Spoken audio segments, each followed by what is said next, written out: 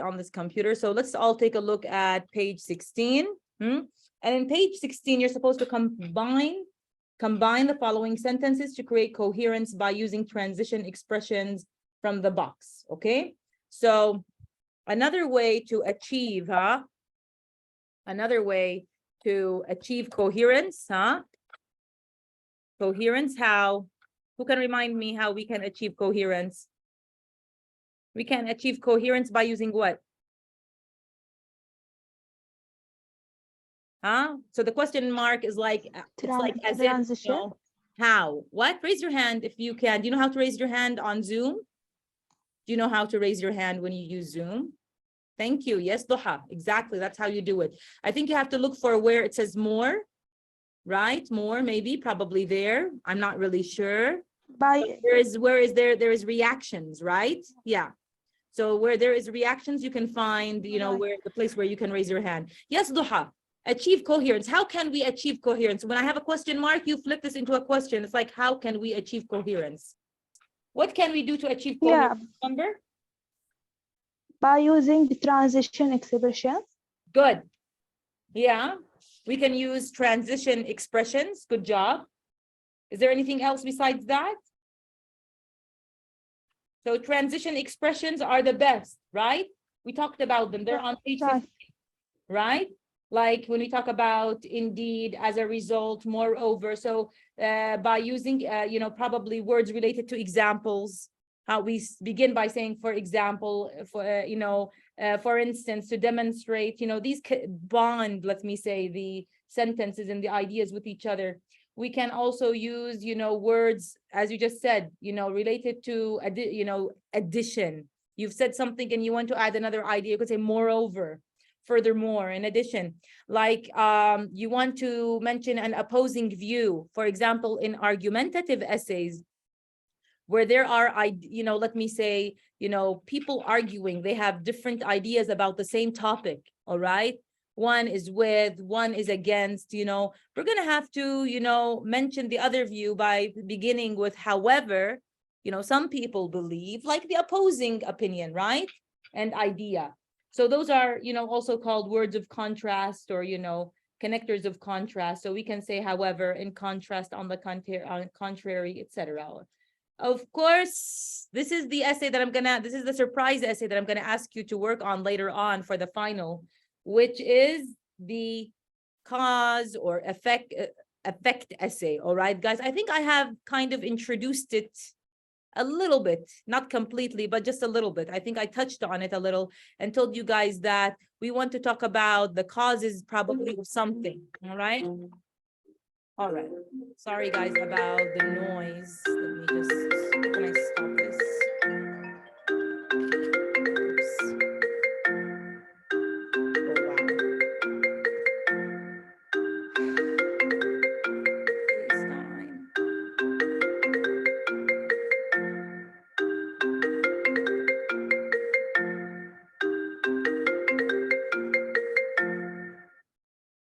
I'm sorry, guys, about that.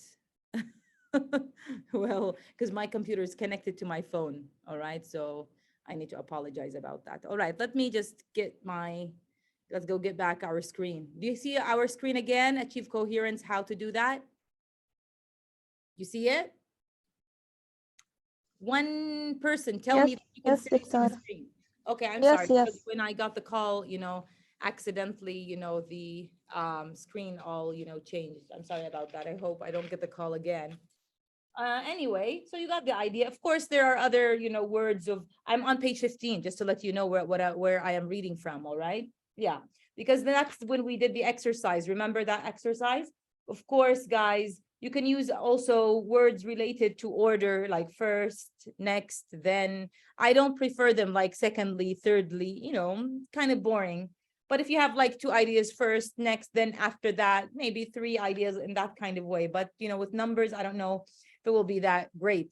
There's also another tool that connects, you know, ideas with each other and, you know, allows for coherence to happen, which is the, you know, use of pronouns. All right. When you say these, those, his, her, all right. it, you know, and you don't have to always mention the subject, the exact subject that was mentioned earlier, all right? Yeah, you can, you know, use sometimes alternatives, okay? So these alternatives, you know, they, you know, kind of bring together the sentences, the ideas, you know, that are in your essay and make them, you know, flow and kind of stick together, all right? Yeah.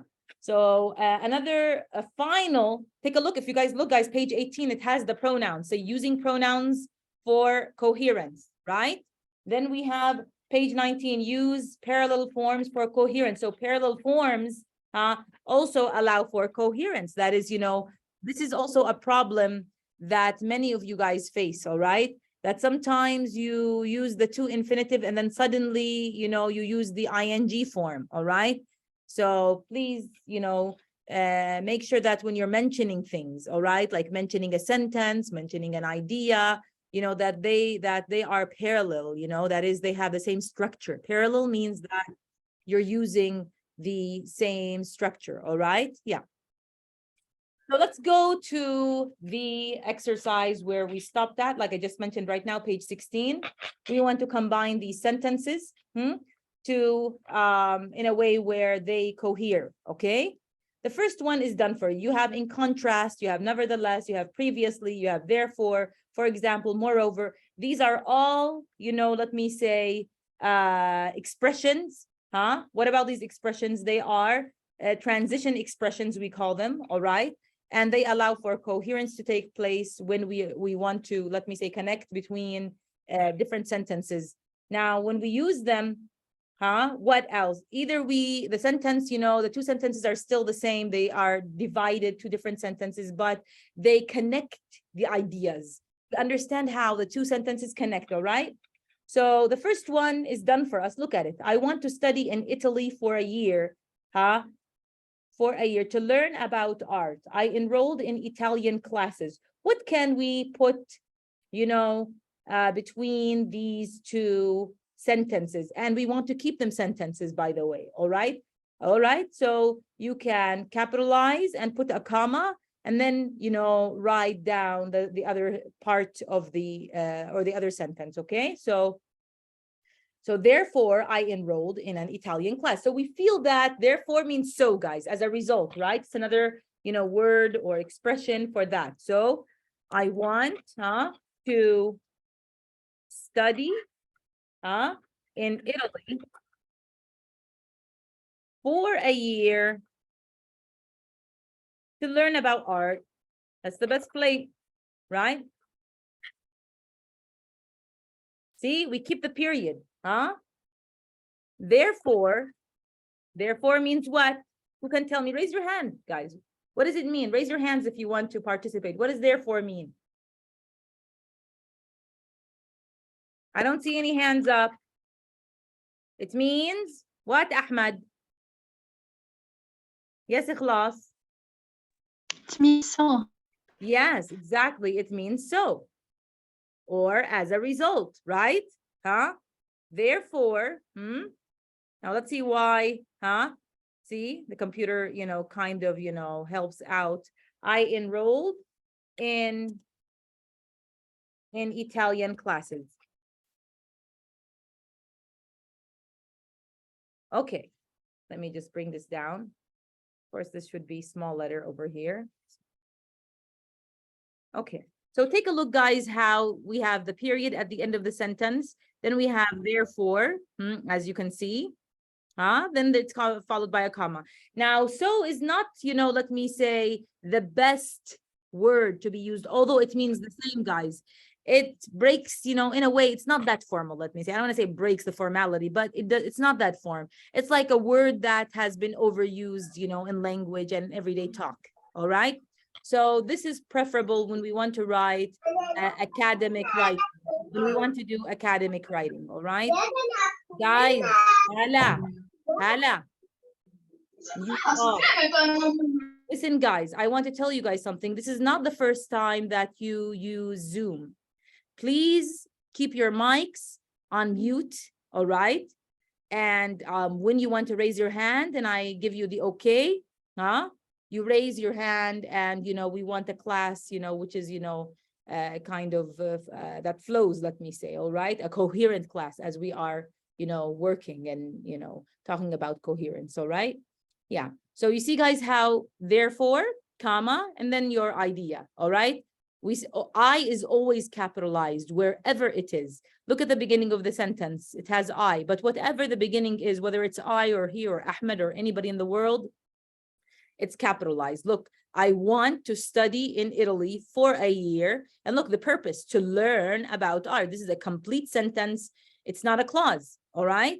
And then, this sentence, it's a sentence. It's not a clause, huh? It has, let me say, all the elements of a sentence. I enrolled in an Italian class, and it could be also, this is the, why, what I did in order to achieve this, all right? This is the result, really, okay? But the result itself is put in a sentence. You can begin by saying, therefore, and look how it's capitalized, huh? Comma, I enrolled in an Italian class, okay? So you can do this, all right? Let's do number 2. Who would like to help us with sentences, not, the second group of sentences? Let's say, Sarah, your hand is up. Yes. Sarah and then Shahid. So 2 for Sarah, 3 for Shahid, and anybody else who raises their hand, will give them a turn also. All right, then Duha, you'll do 4. Go ahead. Learning a foreign language takes a lot of patience and effort. Moreover, it helps to have a good ear. Good. So use moreover. So learning a foreign language takes a lot of patience and effort. It does. You are actually doing this right now. All of you are learning a foreign language. And honestly speaking, those of you who are doing the work, that means who are really, patient and, paying the effort, they are the ones who are really achieving and actually learning.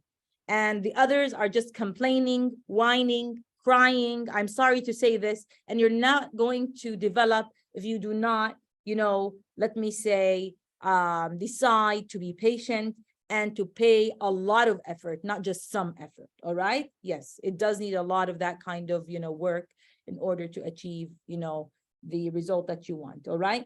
So yes, it's true. Moreover, it helps to have a good ear. So unfortunately, that's why some people, just English is not just for them. It's not for them, they don't have a good ear, and they complain a lot that they've been trying and it's not working. Well, I would say if, a student, tried, the major for a year and they really put in all the effort and they noticed that, they're really not developing. Maybe they don't have the ear. Maybe they don't, I don't know, they don't have the passion for it. I would say, early on, they should change their, path. And nothing's wrong with that. So many people have done that. But if you're in love with English and this is you think it's the major that you want, you have to really be patient and you really have to, put in the effort, the time, everything needed. You have to do all that it takes in order to, become better and develop your language and to develop your career, Yeah, it won't work, just to get by because, people want, those who can really speak English to, work in the different, parts or industrious things even nowadays, not only just in teaching, right? In industries, you can work also if your language is good. Yes. So again, see what you have to do. As Sarah just said, learning a foreign language takes a lot of patience and effort.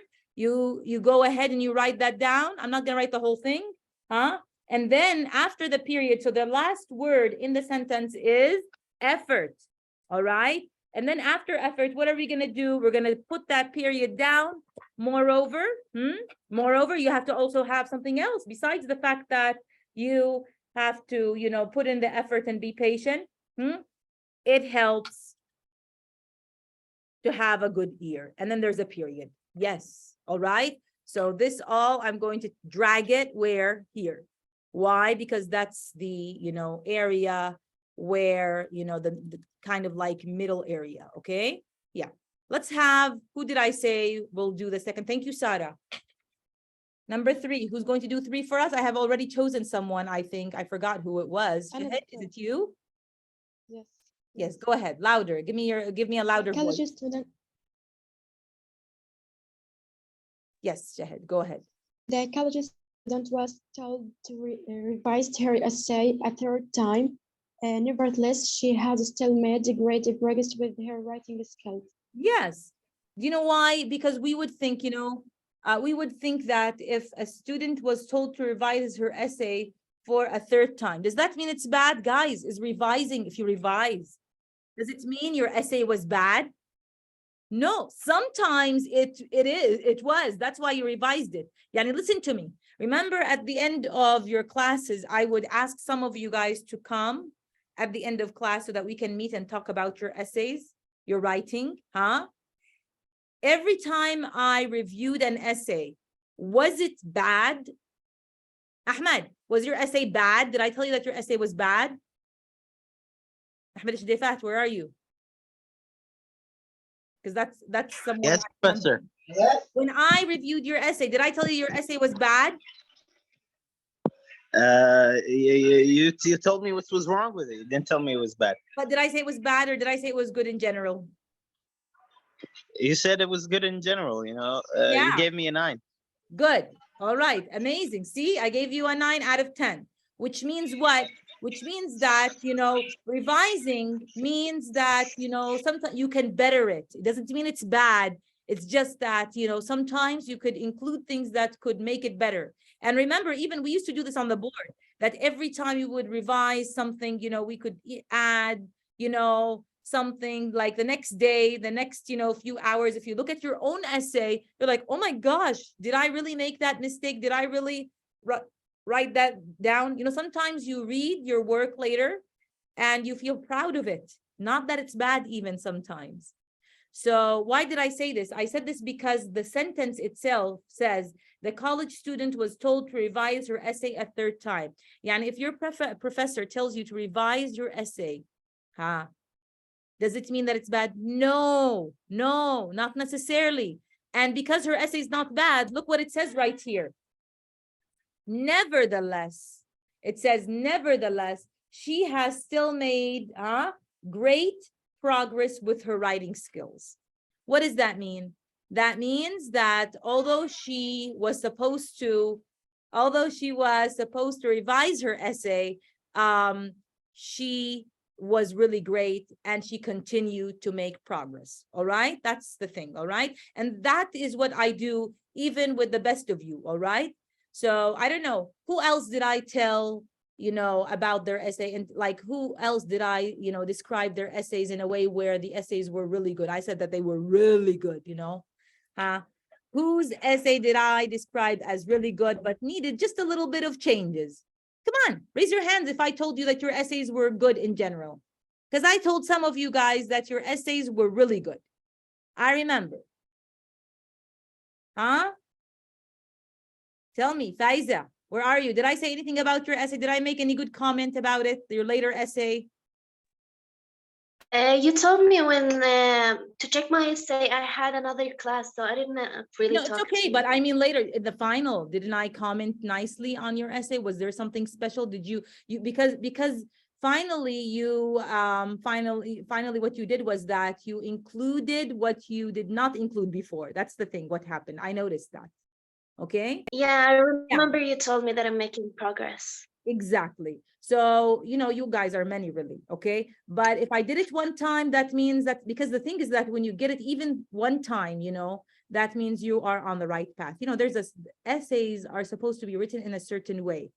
And if you got the way, if you got the way to do it, all right, and you're doing the reading about the topic that you're asked to work on, let me say, and you have enough information, that's it, your essays are going to, move, let me say, or progress in a way from, good to better to best, that's what's going to happen every time.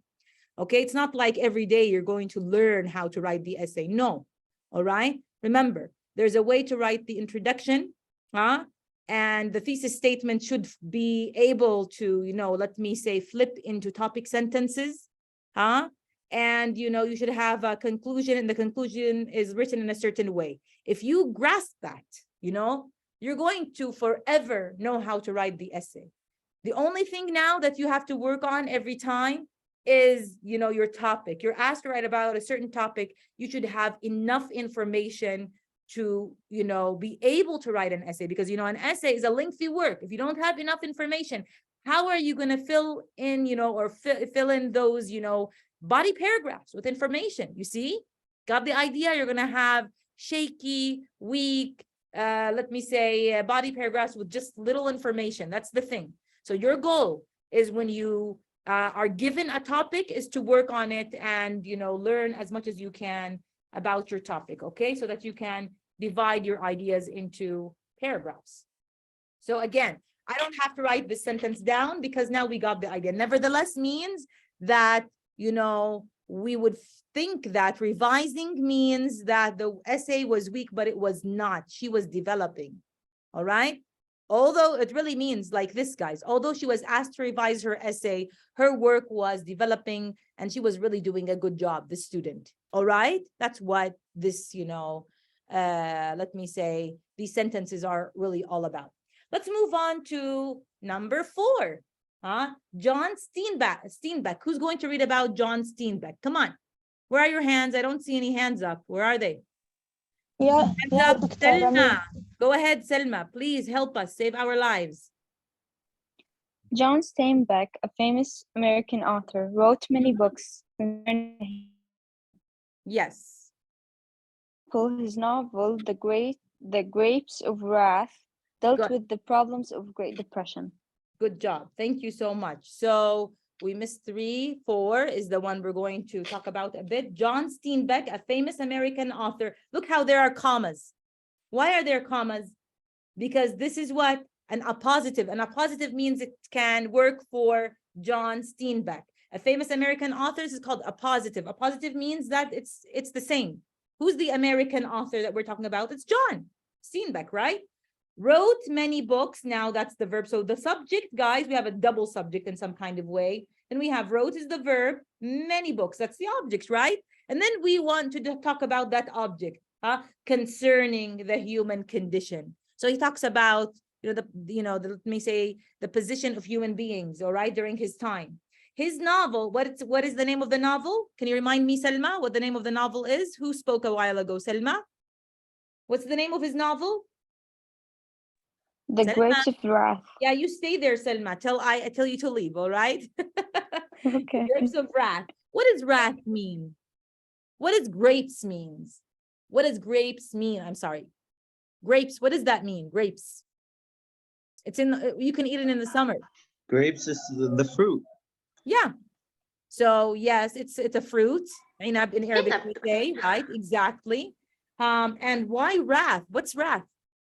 What's the word wrath? What does it mean? Anger. I think it's Good. yeah, it's like Yeah. anger. Great anger. Yes. Wrath, good job. It means, yes, great anger. And I say he's wrathful. He's full of wrath, all right? Yeah, so wrath. Why wrath though? It dealt with the problems of the Great Depression, of course, then, okay? So in the United States, something. Because the word.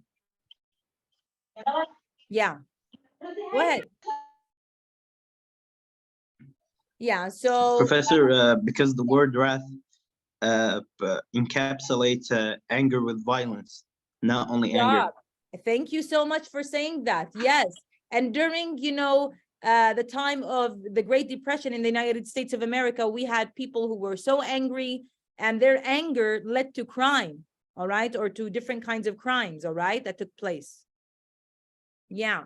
So yes, some people, when they're very angry, maybe because of poverty, right? Because of their conditions, where, they cannot find food, they cannot find their basics and stuff like that, or basic needs and so on. Yes, that would lead guys to depression, that would lead to crime. And yes, that's why, writers, when they write about what? Remember what literature is all about? It's a reflection of a reality, right? Isn't it? So this man, this author, he tried to, reflect, let me say, the Great Depression that happened in his country, right? Yeah, in his writing of this novel, The Grapes of Wrath. So now you guys have to read The Grapes of Wrath. Maybe there's, a movie, maybe it's flipped into a movie, all right? And you can find something about it. But yeah, your friend said here, for example, so she gave an example on what books concerning the human condition. So this guy, John Steinbeck, he's a famous American author and he wrote many books. And then there's an example here. So his novel, The Grapes of Wrath, dealt with the problems of the Great Depression. She included what? For example. For is supposed to be capitalized in the same way. So, for example, and then you have the comma, and then you have the rest of the, the beginning of that sentence, which is what? His novel, novel. What is it called? The Grapes of Wrath. See how the W is silent, etc. Okay, yeah, is the example, and there's the end of the idea. So number 5, who would like to do number 5? 5. We're not going to write the rest down, but let me listen to you guys. Ru'a. Yes, Doctor. Academic writing requires a knowledge of standard grammar, sophisticated vocabulary, and proper organization. Previously, email message used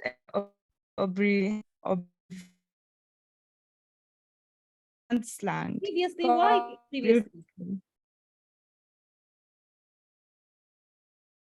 Why previously?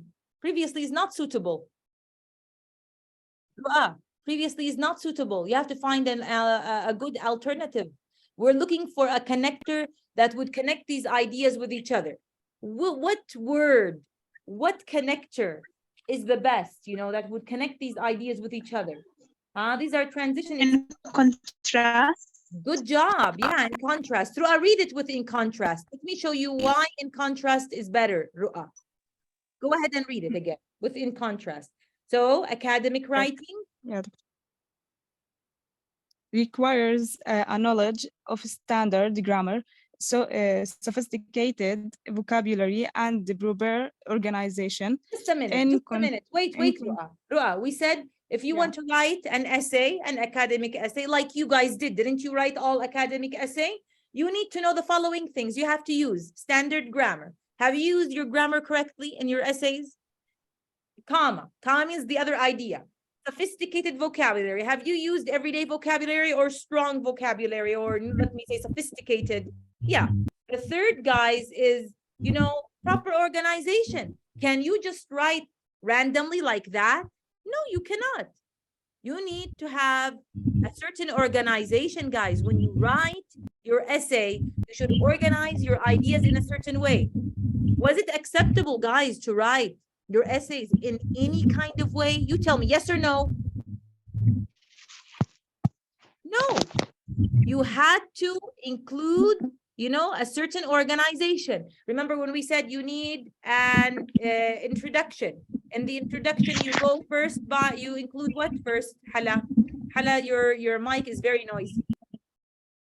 So you need a hook, you need background information, you need the thesis statement. Then in your body paragraph, you need a topic sentence, then you need supporting sentences. Those sentences could be examples of, they could be definitions, they could be, let me say, what else did we say? Explanations, they could be anecdotes, right? We said that all. And even when you want to write your conclusion, you have to rephrase your thesis statement. You have to give some kind of either advice or warning, right? Something like that. What is this all that I'm saying right now? These are ingredients, the ingredients of an essay, which means that you cannot, just put anything. A proper organization, it means. Now you want to talk about something else, not academic essays. You want to talk about email. That's something different. So in contrast, and look what you want to say about email. When you write an email to your friend, like a little message or something, you have to have, let me say, a certain order or organization, proper vocabulary. Sometimes you write to your friend, a WhatsApp message. It's like email, guys. You write in broken English. You write in, as they say, Arabizi. You know that, where it's Arabic, but then there are English words. I don't know, this mess up that you guys use sometimes. So you got the idea, huh? So that's why you say in contrast. Now, in contrast, the I and in contrast is going to be capitalized. This phrase or this expression is going to be followed by a comma. And then you say email messages. Look, they use abbreviations, short forms, not sophisticated language. Symbols. No, you cannot write in symbols when you write an essay, an effective academic essay. You need standard grammar. You need, right, a certain order. You need certain sophisticated vocabulary. Come on. All right. And you can use slang. You know what slang means? Who knows what slang means? So these are opposites, guys. That's why you can say in contrast, or you must say in contrast. What is slang, Areen? What's slang? Like it's the language of the natives. Not the language of the natives. It means the everyday, The street language. yes, good. The spoken language. That means it's not standard. Okay, Areen? When we say that slang Yes. is street language, you know, people who are like, listen, what's slang in Arabic? When you say chef halak, that's slang Arabic. Okay? Do we say in standard Arabic chef halak? Do we write it down? I mean, for real, when we deal with each other? In standard Arabic? No. And in English, you know, there's a version like that in English, right? Howdy, you know, gonna, wanna. You guys use these sometimes. Don't use them when you write. These, you know, methods of writing. You do them to your friend. You write them to your friend. You don't write them in academic writing. You don't use those in academic writing. All right. Thank you so much. We want to move on to the last sentence, 6. I think Areen will help us with that one. Is often done on the internet. Previously, important information was stored on a special film called microfiche. Good job, because we're talking about the present and we're talking about the past. That's why we say previously. So nowadays, research is often done on the internet. Yes, even us professors, when we want to do research, guys, honestly speaking, thank God for the internet. You know, we can, you know, go through some websites, let me say, and we research, you know, let me say articles that we need, you know, we make use of them online. We can download them. This is what we do. We use the internet. Yes. And I think all of you guys do too. All right. Yeah. So nowadays, research is often done on the internet. Look, that's the sentence, guys, and it's correct. Important information was stored on special film called microfiche. That was in the past. So in the past, if you wanted, you know, let me say to do research and you wanted to save your information, you know, you could save it, you know what, on a kind of film, guys, like a kind of, you know, device, like if you want to think about it, it's like a flash memory. All right. Something like that. It was called microfiche. So that was in the past. Now you don't have to do that. Now, you know, you can right away, you know, surf the internet, make use of the files, the pages, the information that is available there, you know, and it's easier, you know. Yeah. So we're talking about the difference between the present when you want to do research, you know, and the past when people did research. All right. And they wanted, you know, to use, and they used the computer, let me say. Thank you so much, Areen. So even if you have previously capital letter, comma, and then you write down your idea. All right. Of course, after a comma, you don't need a capital letter. You need, you know, a small letter. Okay. Although it's the beginning of an idea, but if you have I as the beginning of your idea, it should be capitalized. All right. Now we want to move on to ordering ideas for coherence. Who would like to read that part on page 17? Huh? The part on page 17. Areen, let's hear your beautiful voice. Ordering ideas for coherence. Can you read from top to bottom? One way to achieve coherence. That's what I want you to read, Areen. Okay. Ordering. Who's reading? Page 17. Yeah, but who's reading? Are you Areen? Me, Areen. Yeah, go ahead. Yes. One way to achieve coherence in an essay is to arrange ideas in a logical order, such as chronological order. Chronological order. Chronological Chronological order means like or order of small to large. 1, 2, 3. That's chronological, like, you know, like the numbers. All right. Yeah, go ahead. Okay. When arranging ideas in chronological order, use language such as in the beginning, next, then, first, second, or finally. First, I went to the bank. Next, I visited my mother in the hospital. When arranging ideas in order of importance, you ordered items from the most important to the least important, or vice versa. Use language such as the most least important thing, the next priority most important thing, or the third final priority goal. The most important thing for me was understand the assigned topic before attempting my first draft. Thank you. I think we already talked about this, Adi, and we said that sometimes when you want to talk about issues like in your essay, remember, how can you make a choice? Remember once when I told you that sometimes you have, oh my gosh, like so many ideas to talk about. Like if I tell you, listen, talk about the benefits of exercise. Why is exercise good for the body? Imagine that I tell you in the exam, write an essay about the benefits of exercise. Benefits means, you know, the good things about exercise, all right? Huh? Then you say, oh my gosh, there are so many benefits for exercise, all right? Or to exercise, all right? So the thing is that you have to tell yourself, you have to ask yourself, what do I think is beneficial about exercise? What do I like? What are the ideas that not just I like, I can write about, guys? Because if you can't write about them, then what's the use of picking them, okay? So when you start out, you say something like the first most important, you know, point about exercise is that, you know, it helps, health, the body, you know, in a way where it makes the body become more healthy and so on. So you want to focus on health. Okay, now that's like your first topic sentence. You have to explain what that means. Like it helps the blood circulation, it gets the body from, let me say, fat, from, you know, cancer cells. I don't know. If you should, you know, read about this. And that's why in the exam, I will not ask you to write about a topic that we have not discussed, so that I don't hear it, that later on, I don't hear later on that, well, we have not researched the topic. So when I say that you wrote an essay which was too simplistic, I can say that. I can. Because your job right now is to ask yourself this: what were the topics that we discussed, you know, at university? We talked about, you know, developing your English language. So you should be like an expert in the field. I did it, you know why we discussed this topic? 2 in 1, guys. First of all, you really must know, you know, what things you can do to improve your English. You should really explore what people in the world have done, you know, in order to improve their language, all right? Yeah.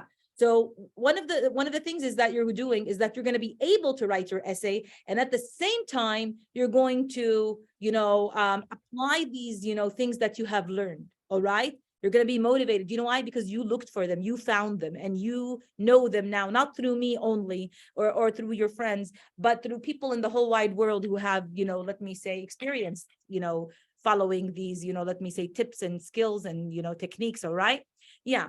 What else have we researched? We talked about what? You know, writing about an occasion that you celebrate and all Muslims in the world celebrate. I think that you should be able to talk about an Islamic occasion.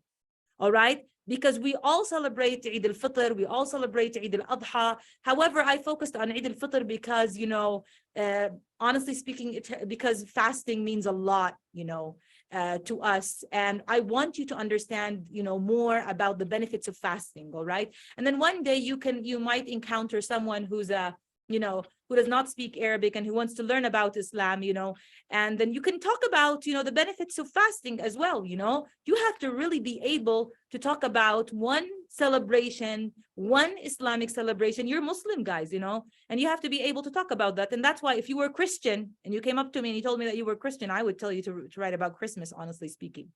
Okay, so you really have to know how to talk about that. All right, and you have to be positive about it. All right. Another thing is that we talked about, you know, the third thing was that we talked about what, guys?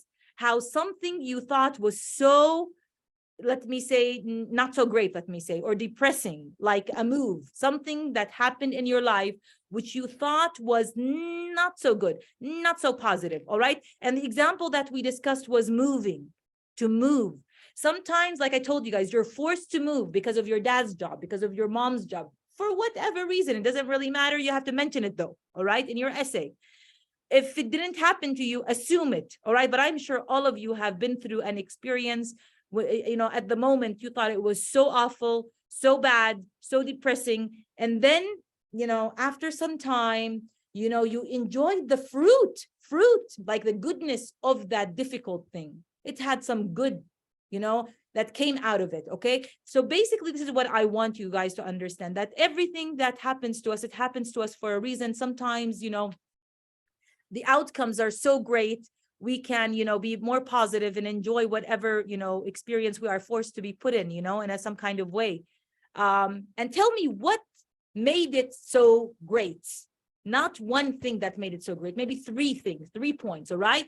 So that's why I want you guys now to research this. You know, this you were supposed to give me on the day that I missed. I'm sorry that I wasn't there. This is why we're here now. All right. To compensate for that class. So I will collect those essays on Monday. You still have a chance, you know, to rework this. So I hope, guys, that this is what you did in the essay.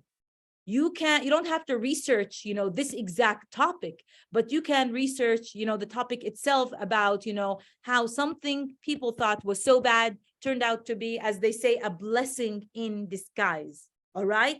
Because like I said, you know, some people might think that moving is a bad idea. However, they're forced, but then all of a sudden, you know, something good comes out of it. Like your dad has told you study this major, you know, and you really didn't want to, but later on you're like, oh my gosh, thank you, dad. Thank you, dad, for, you know, pushing me, encouraging me to, you know, study this major. Or mom, I don't just want to focus on dad. All right. You know, so this is what I mean, that sometimes we, you know, people make choices for us. Mom, dad, sometimes they are the ones that do that for us because, you know, they just think that you're too young. Probably you're not making the right choice. And then, you know, it's so great that they have helped and assisted, you know. So think about this again. So if you like your essay and you think that it has really, you know, applied to what I have just said right now, again, you know, leave it the way it is. Like I said, you know, if you want to edit, it's fine. If you don't want to edit, it's also fine. It's up to you. But I'm going to really, you know, kind of, Shahid, please do not leave your mic on mute. You know, you're not even raising your hand or speaking. All right. You guys have any questions before we do page 17? Yes, Ragad. Just do one exercise on page 17 and then stop. Yes, Ragad, do you want to say something? Yeah, about the topic you are just speaking. Actually, I wrote about something. Wait a minute, because Shahid, I have to talk to her maybe when we meet, inshallah, on Monday. Please remind me of Shahid. I'm gonna bite her. All right. But yes, Raga, tell me again. What do you have in mind? I wrote about something is exactly. It's about happiness or happy moments. I didn't write about something. Looks sad at the beginning, then I get benefit from it.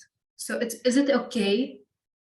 Well, you know, it doesn't have to be sad, but I mean, it's an incident that happened that turned out to be great. That maybe your feelings towards it were neutral, at least. I don't want to say you were happy about it. Okay. Like doing this activity that you were neutral about or that you were unhappy about led to your happiness later on. Like you didn't think it would, you know, create, some form of, you know, happiness or positivity. You know, do you know why? Because later on, Ragad, I'm going to ask you to work on another topic, which is, you know, how can you be happy? That's the last topic that I'm going to talk about with you guys. How, if you did not write about how you can be happy, like things that you do in your life that would make you a happy person. So, got it?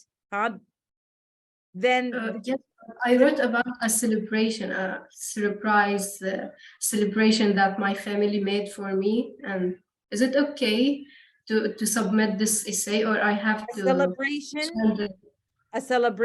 but why was it? Birthday party, actually. Oh, this is far away, Ragad. Honestly speaking, I would say go ahead and change the topic. I'm sorry about that. Okay. Because what I want, if you heard again, I'm gonna say, is that I asked you about to write about, an issue that you did not really favor that much, like it has to do with your mom and dad's decision, not your decision. See how that's different? Well, a birthday party is something that you're gonna be happy with from the very beginning. On the contrary, it would be a wish come true. Ragad. You see, you're not gonna be neutral about it. You see? It has to be like a decision. No, Ragad. This is not the topic that I want. I'm sorry. It seems that you are a good writer. I hope that I find that in your essay later on, but this is not the topic that I have asked for. I'm sorry, because, I can just simply tell you, write about a birthday party, your favorite birthday party, and that's it. I don't have to go ahead and say something like that. And that's why I prefer that you wrote about moving. I'm sure all of you, most of you, I'm not going to say all of you, have moved. Like my kids have moved, and I don't think they liked when we moved to the village, because we really moved from the city to the village and they hated it. I can tell you that. They still do a little bit, but sometimes they tell themselves something like, well, we have our own rooms, our own privacy. Now we have a lot of space. Now we can go outside in a garden and walk. Like before we couldn't, we were in a building, See, this is what I want, something like that. All right. Maybe your dad has chosen the major that that you are working on right now for you, or your mom. You were lost. You weren't sure what you wanted to study. Maybe you wanted to study music and they chose English for you. And then later on, you're like, oh my gosh, thank God I didn't choose music, or history or Arabic, that I chose English, because, now I have, an opportunity probably to travel to a different country. Probably, I met my friends, the friends that mean a lot to me, who are like brothers and sisters to me, I had a different opportunity with, I have an opportunity that I wouldn't have had before, of probably, let me say, going to Irbid and, sitting with my, let me say, my professors probably, who are so great, something like that, I'm trying to search for ideas on the spot, but this is another topic that you can think about, all right? That your mom, dad, somebody helped you out, choose the major, and you were like not so excited about it. And then it turned out that it was a blessing in disguise, something like that. And I actually said this in class.